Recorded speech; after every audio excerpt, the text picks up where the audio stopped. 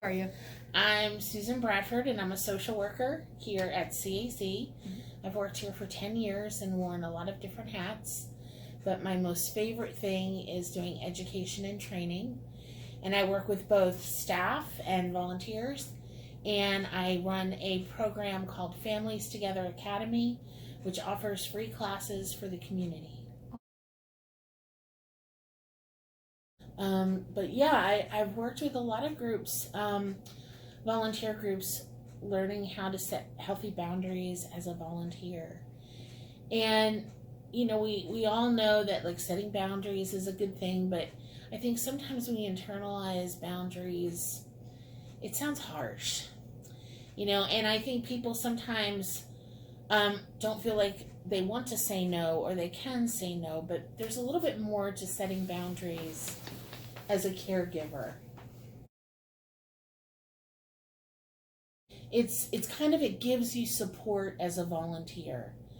Boundary setting is like, it's a discipline, it's an exercise, it's a practice. Laws are kind of easy, they're black and white. Ethics is a little bit more gray, and setting boundaries is a little bit more gray. So it's important that we talk about it so that we keep ourselves healthy and we respect our clients and keep our clients healthy. In this particular training, when I say caregiver, that can mean a volunteer, it can mean a care call person, if you're delivering mobile meals, and just greeting someone at the door. If you're developing a longer relationship, maybe like as a senior companion. So any of those roles, I kind of see as caregiver, because we are giving care as volunteers to our seniors. Right, and that power.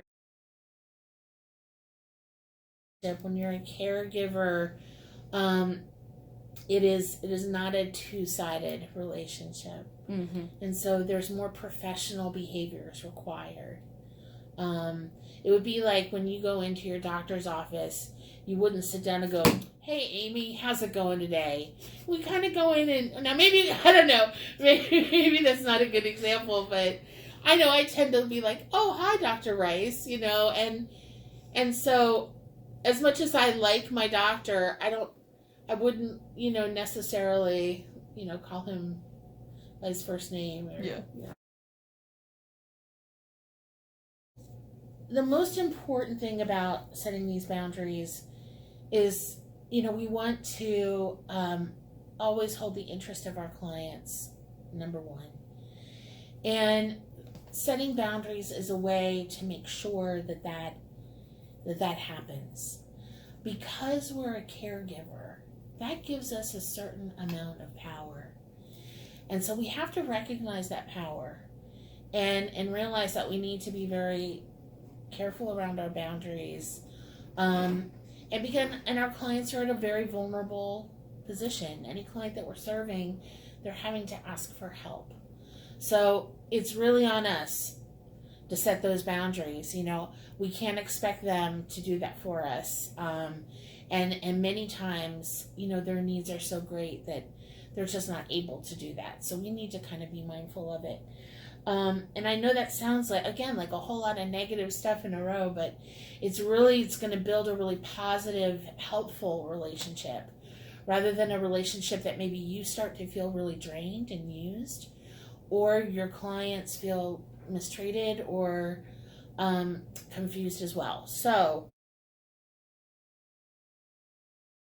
when we're caregivers, we have a responsibility to our clients first, because we're kind of the ones with the power. We have the gift to give or to take away. Mm. So we need to be very mindful of our clients who are in a vulnerable position. Things about them. You're being invited into their world. So we kind of need to be extra mindful of them and their rights and the relationship that we develop. So there are lots of different kinds of places that we can exercise some boundaries. And so this material has some great examples that I wanted to kind of just touch on. Mm-hmm. So one is being careful of sharing personal information about yourself. Now, we definitely want to build a relationship with our clients. My clients, when I was doing direct client care, they knew I grew up, in Pennsylvania. They knew I was a grandmother. They knew I loved to garden. Those were like things that we could like talk about and get to know each other. But revealing too much personal information about yourself puts a lot on the client. And always the important question you want to ask yourself is, what I'm about to share, is it to benefit them and my role as a caregiver? Or am I saying this because it feels good to talk about it for me? So that's always the question I kind of ask myself. Like, why am I sharing what I'm sharing? Because if we overshare, our clients are so kind sometimes. And they will worry. If you share like, oh, I've been kind of stressed out about money, they will lay abed at night and worry about your money problems. Mm-hmm. So we want to be careful about, what we're revealing to our clients and kind of putting in their mind.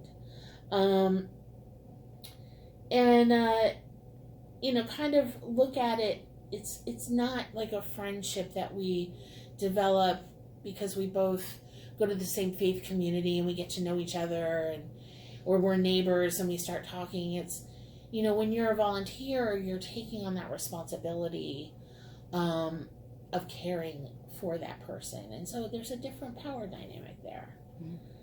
Mm-hmm. Some of the other, here's a great example around boundaries, is sometimes clients' behavior can be a little off-putting to a volunteer, and it'd be easy to take it personally, like, I don't know why so-and-so has to be so grumpy with me. And it can detract from the relationship.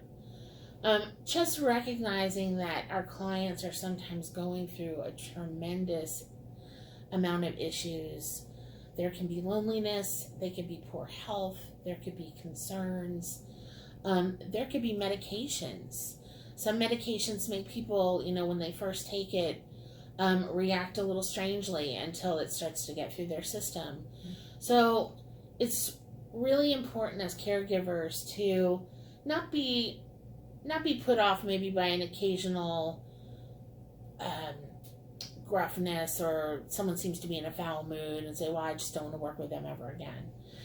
Now, by all means, another important boundary is taking care of ourselves. So if you find that you're volunteering with a client that it's not a good fit, talk to staff about it. We can make sure you get a good fit. Mm-hmm. But not kind of emotionally reacting to every behavior that we might see in some of our clients. Because there's sometimes other reasons why there might be certain behaviors. Mm-hmm. So this next one is a boundary that I find I have to remind more with my students than maybe necessarily all of my volunteers. Some of your younger students? Some of my younger students, yes. The use of terms like sweetie and honey with our senior clients. And it's tricky because we are here in the South, and that's considered kind of a terms of endearment, and it's very culturally popular. For some of our clients, it can be really offsetting or off-putting. That's the right word, off-putting. So we want to maybe make sure when we're first getting to know our clients in our relationship to use the full Mr. or Miss and their name, unless you're invited to start calling them Charlie or Pam, and that might very well be the case. But to just kind of start off the relationship on the more formal tone, and not start calling honey or sweetie, because for some seniors that feels like they're being baby talked. Mm. And, you know, that is very prevalent through our whole culture to kind of treat our seniors almost more like children than the wise adults that they are. Mm-hmm. So we don't want to do that. Yeah, absolutely. Be perfect. Mm-hmm. So over involvement is one that I have had a lot of difficulty with. Really caring deeply about a client situation and finding myself up at night, worrying about the client, wondering if, you know, I've done everything that I can do, feeling that's really kind of a sign that you're getting a little too emotionally, I hate to say the term emotionally involved. How should we phrase it? You're kind of getting emotionally entangled in a way that's outside our role. Like, I've had to say to myself, Susan, you are such and such a social worker, but you are not their daughter. You know, and you can do what you can as a helper, but you can't take the place of a family member, or, you know, you have to set some healthy boundaries, because otherwise you're going to burn out and you're not going to be good for anyone. And we've all heard that, and it is so true. Mm-hmm. So understanding what your role is as a volunteer is really important. And I know that when you sign up to be a volunteer, usually a staff person sits down with you and explains what your role will be. And from time to time, it's good to go back and review that. Like when you're a senior companion, they both sign a contract. The client says, this is what I need my senior companion to do. And the senior companion says, this is what I agree to do. And so from time to time, if you find yourself starting to get a little soft on your boundaries, it might be important to go back and remember what your role is. To be a friendly voice, to do a wellness check.